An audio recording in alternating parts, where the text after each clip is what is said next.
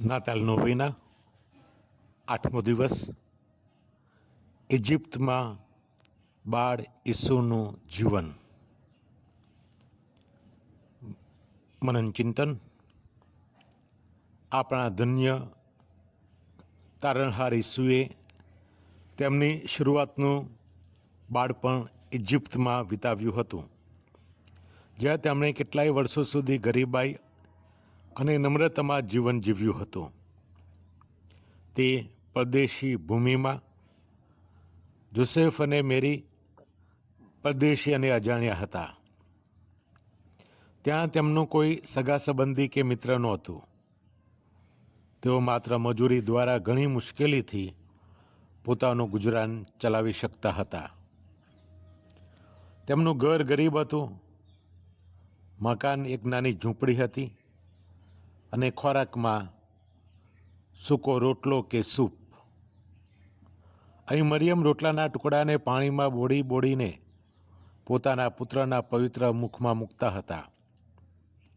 અહીં જ મરિયમે ઈસુને પ્રથમ વસ્ત્રો પહેરાવ્યા હતા અને બાળ ઈસુએ તેમના પ્રથમ પગલાં પણ અહીં જ માંડ્યા હતા. અન્ય બાળકોની જેમ તેઓ પણ અહીં જ ચાલતા શીખ્યા હતા. લથડિયા ખાતા અને પડી જતા, અને આમ પાપા પગલી ભરવાનું અહીં જ શીખ્યા હતા. અહીં જ તેઓ તેમના પ્રથમ શબ્દો પણ બોલ્યા હતા, અને તે પણ કાલી ગેલી ભાષામાં. ઓહ, આશ્ચર્યનું પણ આશ્ચર્ય કહેવાય. આપણા પ્રેમ ખાતર ઈશ્વર પોતાને કેટલા બધા નમ્ર બનાવી દે છે. એક ઈશ્વર પણ બાળક હતા અને પાપા પગલી કરતા લથડિયા ખાય છે અને પડી જાય છે અને બોલવામાં થરથરે છે. ઇજિપ્તથી પાછા ફર્યા પછી નાઝરેથમાં ઈસુએ જે ગરીબ અને નમ્ર જીવન જીવ્યું, તે પણ ઇજિપ્ત જેવું જ હતું. પ્રાર્થના કરીએ. હે બાળ ઈસુ, મારા તારણહાર, જ્યારે હું વિચારું છું કે મારા પ્રેમ ખાતર આપના જીવનના 30 વર્ષ એક ગરીબ કાર્યશાળામાં છુપાયેલા અને અજાણ્યા રહીને વિતાવ્યા, તો પછી હું આ દુનિયાના સુખ સાહેબી, માન સન્માન અને સંપત્તિની ઈચ્છા કેવી રીતે કરી શકું?